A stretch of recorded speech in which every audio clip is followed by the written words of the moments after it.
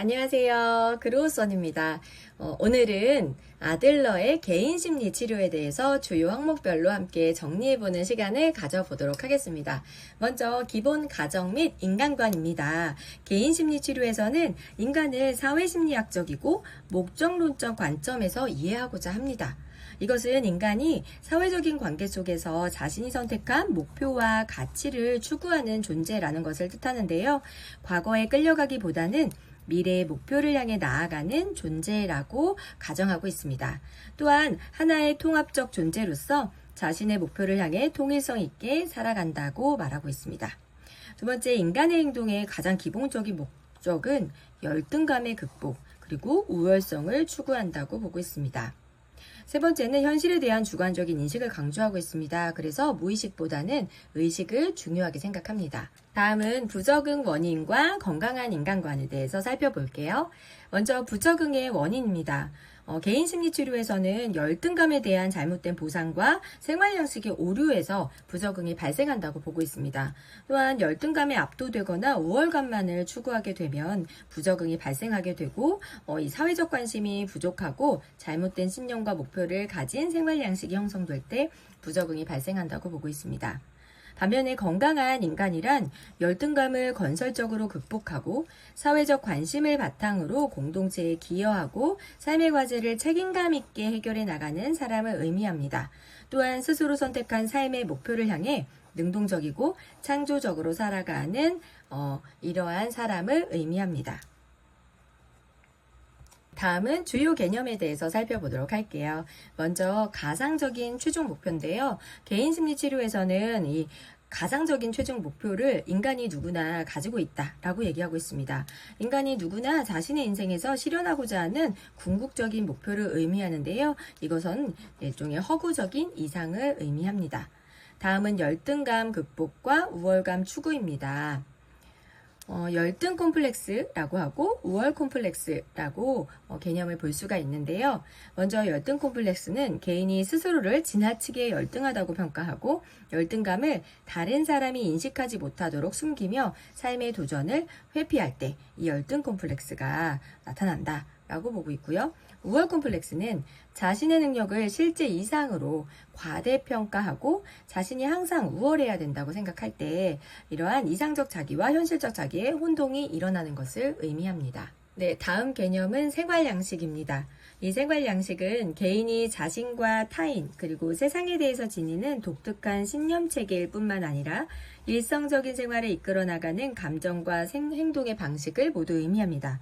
이런 생활 방식은 어린 시절의 가족 경험에 의해서 발달되게 됩니다. 다음 사회적 관심입니다. 이것은 공동체 의식을 의미하기도 하는데요. 개인의 내면적인 인식 체계를 사회적인 환경의 요구에 맞추어서 조화를 이룰 수 있도록 조절하려는 심리적인 태도를 의미합니다. 다음은 출생 순서와 가족 구조입니다. 어린 시절의 가족 경험과 출생의 순서가 개인의 성격 형성에 중요하게 영향을 미치게 된다고 보고 있습니다. 자신과 세상에 대한 관점과 생활 양식을 발달시키는데 중요한 역할을 하게 되죠. 다음은 성격 유형론입니다. 네, 이것은 지배형, 의존형, 회피형, 사회 공헌형, 오타가 또 있네요. 사회 공헌형으로 4가지로 나누어지게 되죠. 네, 다음은 치료의 목표입니다.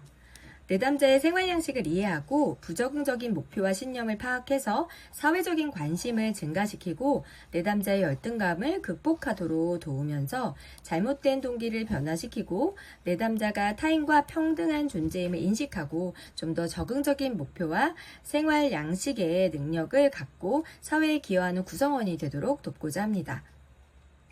네, 능력이죠. 오타가 조금씩 있는 점을 양해해 주세요기를 부탁을 드리도록 하겠습니다. 네, 다음은 치료의 원리입니다. 스포의 침뱉기라는 것이 가장 큰 치료의 원리인데요. 자신의 부적응적인 동기를 자각하고 그것에 집착하지 않도록 돕는 방법을 의미합니다. 다음은 치료 기법입니다. 먼저 생활 양식을 분석하는 것을 기본적으로 함께 하게 됩니다. 그리고 두 번째는 격려인데요. 치료자의 기본적인 태도이자 마음의 자세라고 할 수 있습니다. 세 번째는 마치 모모인 것처럼 행동하기입니다. 내담자가 스스로 할 수 없다고 생각하는 것을 실제로 성취할 수 있는 것처럼 행동해 보도록 권장하는 개입 방법을 의미합니다.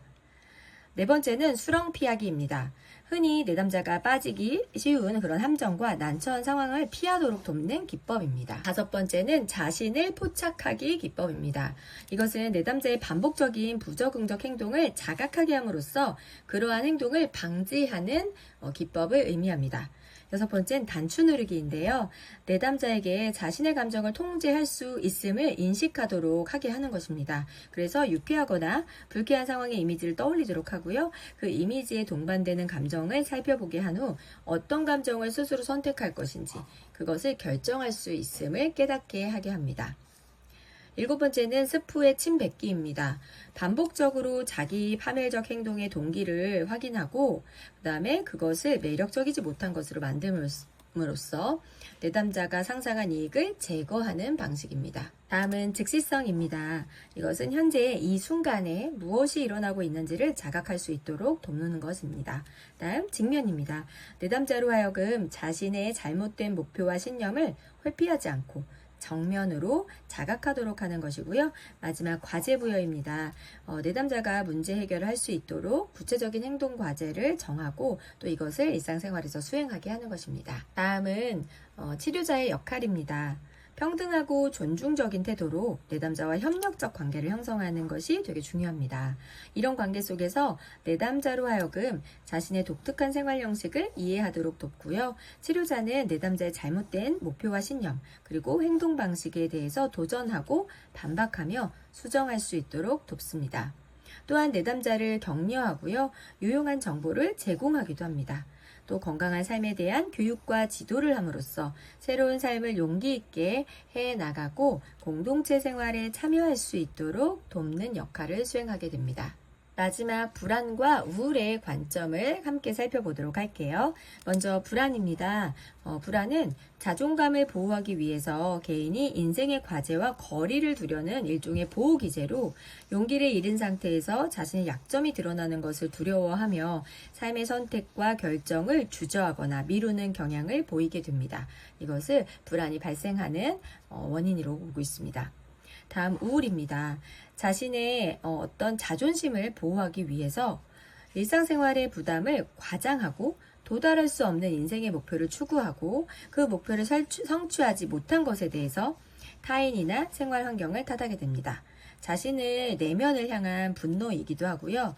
자신에게 상처를 입힘으로써 타인에게도 상처를 주어서 자신의 자아를 달래는 어떤 피약적인 시도로 보고 있습니다. 네, 여기까지 오늘은 아들러의 개인 심리 치료에 대해서 주요 항목들을 함께 요약해보고 살펴보고 정리했습니다. 네, 남은 시간들도 또 다른 이론들 함께 잘 공부해 보았으면 좋겠습니다. 안녕!